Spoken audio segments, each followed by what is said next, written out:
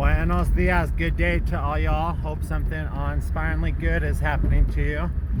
It was frozen this morning, so I was able to get up out of here, and that's the road, but I'm not gonna try and drive through that, otherwise you'll get stuck.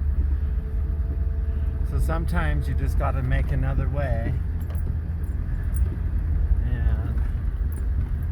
Like I said, I wouldn't do this in the daytime, otherwise we wouldn't make it.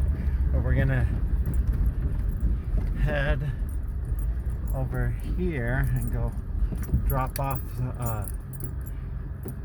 prenatal tub for the mama cows and protein tub for the mama cows and their babies to help them with their milk.